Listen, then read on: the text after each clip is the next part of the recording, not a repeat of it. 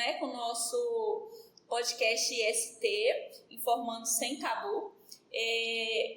Hoje, agora, nós temos aqui a nossa convidada Karina, que veio falar um pouco da história dela pra gente. Temos também a psicóloga, né, Cibele, e eu gostaria de pedir para vocês se apresentarem, né, pra gente, Karina. Então, gente, como ela disse, meu nome é Karina, né? Vim compartilhar um pouco da minha história com vocês, pra gente estar conscientizando o pessoal que está nos assistindo e ter um bate-papo legal entre a gente aqui.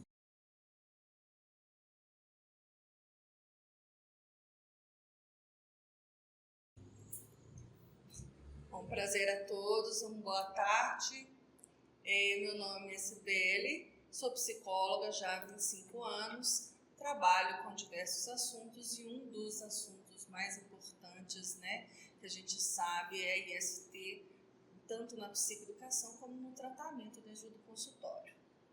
Sejam bem-vindas. Obrigada, todas as gente. duas. Temos aqui também, né, a Tamires, que vai, né, me ajudar a conduzir o nosso podcast. Boa tarde, gente. Seja bem-vinda a vocês e que a gente possa ter um bate-papo bastante legal pra gente, igual a Karina falou, informar, né, o pessoal aí.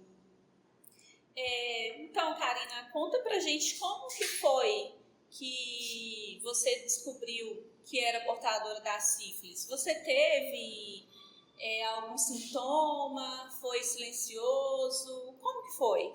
Então, gente, eu descobri, eu era muito jovem, né? Eu tinha apenas 17 anos e inicialmente começou com algumas feridinhas, né? Nas minhas partes íntimas e eu apresentei também a palma da mão vermelha, o rosto vermelho e eu imaginei que seria uma alergia qualquer, né? E sendo muito jovem, tendo pouco conhecimento, eu não levei muito em consideração. É bom, né, que apareçam os sintomas pra você, porque igual a gente teve no episódio anterior, o nosso professor falou que tem gente que não aparece sintomas, Sim, né? sim. E quem não aparece sintomas é mais difícil ainda de descobrir as ISTs. E inicialmente eu confundi com alergia, né? Só que não apresentava a coceira, que é típico de uma alergia. E aí que eu comecei a desconfiar que não poderia ser somente uma alergia. Agora, vou fazer uma pergunta, né, para Cibele. Cibele, qual é o impacto psicológico que os adoecimentos podem causar na pessoa que descobre ser portadora da sífilis? Ou de outras doenças, né, das doenças em geral das ISTs? O impacto psicológico ele é muito subjetivo, vai depender muito de cada pessoa, da forma como ela consegue lidar com as questões, com os problemas. Algumas pessoas entram em negação. Não estou doente, não tenho problemas e acaba continuando com a vida do mesmo jeito, sem tratamento e inclusive propagando a doença. Algumas pessoas se deprimem muito, se sentem muito mal, não conseguem procurar ajuda justamente porque não têm muita vergonha e não querem falar disso com ninguém. Algumas pessoas, infelizmente, ainda a pequena minoria procura ajuda.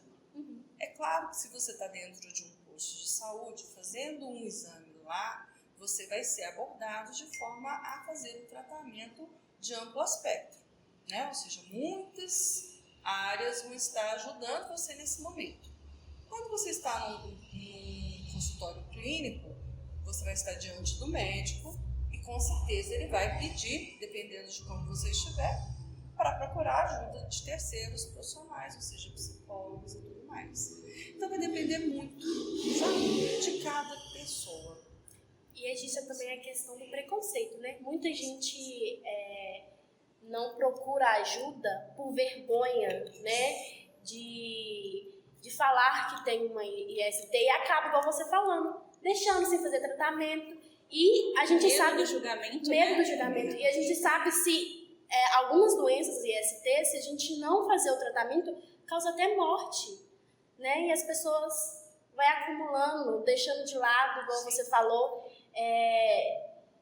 não se preocupa mais, né? Sim, porque acaba se revoltando. Eu estou, então vocês também vão estar, né? Mas a gente tentando numa psicoeducação, ou seja, tanto dentro da escola, como até dentro dos postos de saúde, trabalhar essa sensibilização de que a gente precisa se cuidar, ter mais cuidado com o próprio corpo, ajuda muito as pessoas terem menos vergonha de procurar ajuda. É claro que a gente ainda percebe que é menos, né? Menos o número de pessoas que procuram ajudas. Principalmente, às vezes a gente tem que entender que em determinados lugares homens vão procurar muito menos ajuda que as mulheres, né? Por causa daquela coisa assim, eu não posso lá me expor. Geralmente eles deixam para a última hora, Pra última hora. Mas tem lugares que a gente percebe que são as mulheres que não vão procurar, porque o que elas vão pensar? O que vão pensar de mim? Não é verdade? E eu vejo assim, na idade, por exemplo, dependendo como a nossa amiga que foi tão cedo, né? Sim, Imagina se tivesse sido um pouco mais cedo. Aí que ela não ia procurar ajuda mesmo. verdade. Minha mãe e meu pai vão descobrir o que eu estou fazendo.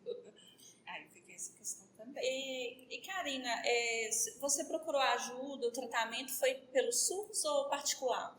Então, né, logo após que eu percebi esses sintomas, né, eu comuniquei a minha mãe e aí a gente procurou uma consulta particular.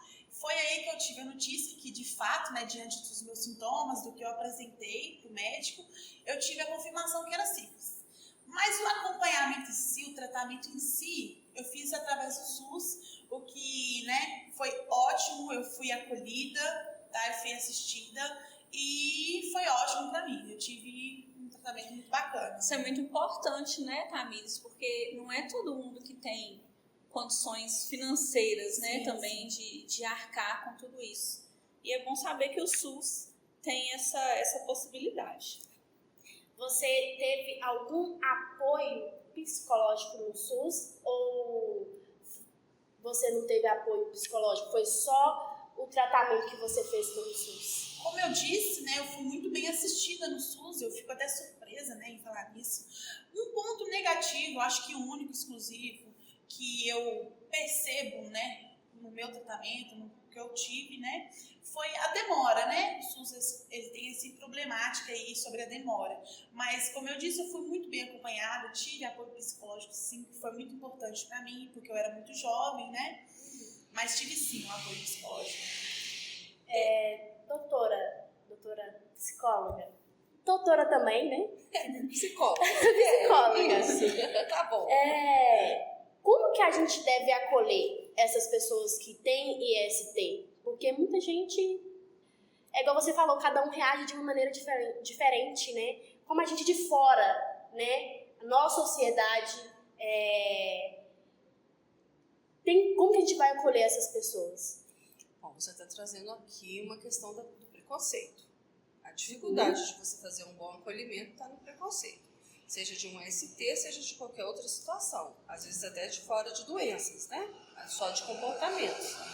Então, eu acredito que a gente tem que estar destituído de preconceitos, com um grau de conhecimento em relação à problemática, até para poder ajudar e orientar melhor. No meu caso, por exemplo, enquanto psicóloga, sim, prestar atenção nos impactos emocionais que estão causando a IST e o que a IST está causando. O que eu estou querendo dizer? Às vezes as pessoas têm comportamentos de risco que geram nelas doenças, ou seja, porque elas não se cuidam, né? A gente tem que entender isso e trabalhar essa questão também com elas. E depois, causada a doença, trabalhar os impactos da doença na pessoa. A questão da própria aceitação do tratamento, a questão de lidar com o preconceito das pessoas. É importantíssimo a gente falar com a família, para que a família possa ter um apoio mais sistemático em relação a essa pessoa, porque ninguém está procurando se adoecer. Mesmo que tenha um comportamento de risco, a gente está tentando viver bem, não é verdade? Então eu vejo que é bem destituído de preconceitos mesmo. E acaba atrapalhando também, né? Porque se você não fazer muitas vezes, se você não fazer um acompanhamento psicológico, às vezes pode atrapalhar o tratamento também da doença. Sim. Vamos pensar na sífilis, no primeiro estágio da sífilis. Os sintomas são mais físicos, quando assintomáticos. No segundo, também. Vai depender muito da pessoa se vai alterar ou não a questão emocional. Mas e o terceiro? Que é a afecção totalmente, a gente entende que já atinge o cérebro e aí a situação ia até irreversível. Então a gente entende que o apoio psicológico também é muito fundamental nessas horas, né? Até para fazer com que eles corram mais rápido no tratamento. Porque a sífilis não mata, se tratada. Karina, com o diagnóstico, você teve uma conversa direta com o seu parceiro? Como foi, né? Não sei se você contou para o seu parceiro logo de imediato, mas como que foi essa conversa? Né? Como que ele reagiu? Então, gente, como eu já disse, eu era muito jovem e o parceiro não era o meu namorado ou o meu marido, nada do tipo. A gente estava numa festa entre amigas e eu conheci esse rapaz lá mesmo e a gente teve essa relação sexual desprotegida. Então, eu não tive nem a oportunidade, né, de ser acolhida por ele, pelo parceiro, né, porque quando eu acho que é entre o casal fica mais fácil de lidar. E aí, o lado da psicóloga entrou me ajudando muito por esse motivo. Eu me encontrei sozinha, falei, poxa, e agora?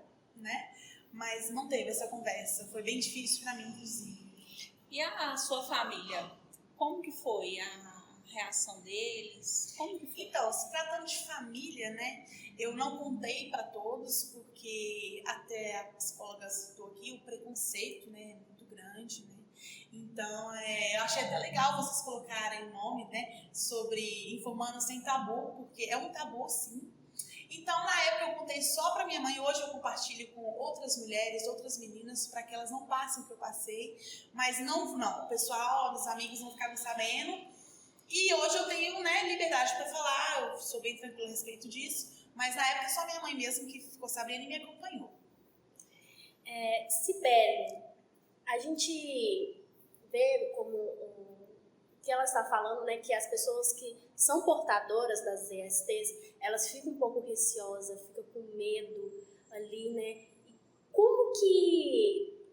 como que deve ser essa conversa, né, dela com os familiares, dela com o parceiro, né, para ser uma conversa assim mais tranquila, né, sem muito julgamento? Como, se tem alguma dica para falar com a gente de um modo que ela possa se abrir, né, para os familiares e para o parceiro? É meio complicado a gente tentar prever qual vai ser o comportamento daquele que vai receber a informação, né? Então, mesmo que uma pessoa, às vezes, seja extremamente livre de preconceito, segundo ela, na hora que você chega e fala assim, estou com sífilis, onde você pegou? O que você fez? O que você deixou de fazer? Foi exatamente essa abordagem que minha mãe me fez. O que Foi você difícil eu falar com ela, olha mãe, eu conheci um rapaz na festa e tal. Foi bem difícil. Principalmente, né, nessa questão de autoridade, eu vou apanhar aqui, né? Sim, sim. Então, sim, Ela nova, né? Nova. Então, realmente, com o suporte da psicóloga, do psicólogo, ela vai ter condições emocionais de lidar, inclusive, com essas questões, porque ela vai ser, de alguma forma, orientada e trabalhada o emocional dela, porque ela vai gerar impacto com a informação. E não tem como a gente saber como que ela vai ser recebida. Principalmente através com os parceiros. Não foi de mim que você pegou, eu não tenho nada. Quer dizer, nem sabe se tem ou não tem. Nem fez o exame, normalmente vai ter. Mas o que você estava fazendo? O que você deixou de fazer? Então a gente tem que ter uma firmeza, tem que ter uma clareza. E claro, se não der conta de fazer esse tipo de aviso sozinho, peça ajuda. Né? Nós, enquanto profissionais, estamos ali para estar do lado também nesses momentos. Por isso dessa importância do acompanhamento, por isso a importância do acompanhamento com o psicólogo, né? Porque muitas das vezes, por exemplo, se ela virar para a mãe dela e falar, nossa, eu estou com sífilis, a mãe dela vai rebeliar, então ela precisa ter um acompanhamento psicólogo para saber lidar com aquela situação. Né? No caso dela, acontecido quando menor de idade, o posto de saúde com certeza deve ter chamado sua mãe. Sim, eles me aconselharam, falaram comigo se estava tudo bem, comunicar até mesmo por eu ser de menor, né? Não fez tudo sozinha. Sim, né? teve toda uma abordagem assistida. E Mas para as pessoas mais velhas, né, isso é um impacto muito grande, né? Nossa, minha filha, eu imagino que deve ter sido uma notícia muito difícil. No primeiro momento, assim, que você recebeu o diagnóstico, creio que foi por um médico, né? E ali, naquele primeiro, né, impacto ali, ele acaba que ele teve um papel assim meio que de psicólogo ali na hora, né, para tentar te acalmar primeiro, para depois dar a notícia, né? Você, Cibele, o que você acha disso? Como que você acha que deve ser essa abordagem entre médico e paciente? A mais acolhedora possível. Sei que é o meu papel enquanto psicóloga ouvir, né? Mas eu acredito que todo profissional de saúde tem que se colocar no lugar do paciente. A empatia tem que ser desenvolvida. Não pode chegar e falar assim, né, de qualquer jeito. Tá com sífilis, vai tratar. Não. É o acolhimento, é uma escuta. É claro que ele não vai dar conta de toda aquela questão emocional.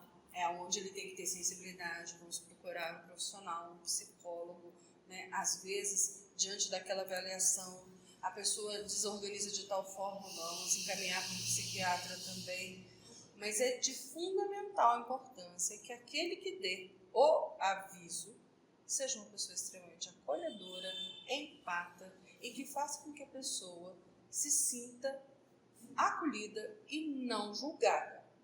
Porque já vai ser difícil a informação. Não sai de lá pior do que chegou, né? Porque fica desesperada, né? E a gente achando já que vai vai morrer. Com medo do preconceito. E quando tem essa abordagem que ela disse de acolhimento, né, ele não sendo psicólogo, mas ele ser, né, ter empatia pela minha situação, isso faz total diferença, sim. Com certeza. E como ela trouxe aqui, não é só o medo do preconceito, é o medo da morte. Com certeza. Porque, né, se você chega lá e o médico já joga na sua cara, né, desse jeito, você vai sair dizendo, meu Deus, eu vou morrer. Não tem mais cura, né? E não é bem assim, não é? Não. Tanto na área de vocês quanto os médicos, né? É de fundamental importância para o restabelecimento da saúde do paciente a forma como vocês tratam eles. Né? Isso é fundamental. Então a gente deixa a informação aqui que é importante fazer o tratamento e é importante fazer também um tratamento com psicólogos, né? Tudo ajuda, um ajuda o outro e tudo se encaixa. Exatamente. E a IST é uma grandeza muito grande, né? Mas que acompanhado com um psicólogo diminui um pouco a dor, né? Da pessoa que é portadora. Ela aprende a lidar com a dor, né? Porque doer vai doer sim, não tem jeito. Mas vai aprender a trabalhar com ela. É importante não desistir, né? E saber que, na maioria das vezes, igual no outro episódio, tem cura. E quando não tem cura, tem um tratamento, né? Que a pessoa pode... Inclusive, né, gente, eu quero compartilhar com vocês, igual você disse, tem doenças que tem cura sim, mas o tratamento precisa ser feito de forma rígida, de forma correta. Inclusive, eu tinha muito medo de engravidar por esse motivo, né? Porque eu poderia estar passando pro meu bebê. E hoje eu tô curada, né? E estou grávida de 3 meses, inclusive. Parabéns. Então, o conselho que eu posso dar vamos sim, né? Falar mais sobre, vamos nos cuidar, prevenir. E caso você seja acometido pela doença, né? Você falar mesmo, você procurar um psicólogo mesmo e fazer o tratamento correto, porque no final dá tudo certo. Até porque o SUS oferece tudo de graça, né? Sim. Se às vezes a pessoa teve uma relação ali desprotegida e tá com medo ou suspeita, pode ir, né, no SUS e fazer o teste, né? Pra ver, né, se tem ou não e tirar aquela dúvida, porque também viver com dúvida não dá, né? Verdade. Então, a gente encerra aqui o nosso podcast de hoje, né? Eu agradeço a presença, né, da Karina e da Cibele. Muito obrigada, tá? gente. Sejam sempre bem-vindas ao nosso podcast. Bom que a gente trouxe esse assunto pra gente estar tratando aqui, que é um assunto muito importante. Sim. É um assunto que os alunos vão estar vendo, né? E tá se informando, né? Pra gente aí diminuir esses aumentos das ISTs. Muito obrigada, gente. Adorei nosso bate-papo aqui. Muito bom ter Espero que vocês aqui. me chamem mais vezes, tá? Foi um prazer estar com vocês, gente. Muito obrigada, viu, gente? E é muito importante o trabalho que vocês estão fazendo. Porque, por mais que estejamos no século XXI, tem muita gente ainda que se nega a fazer tratamento por todas essas questões levantadas aqui. Ainda é um tabu, né? Ainda é um tabu. Muito obrigada e até logo.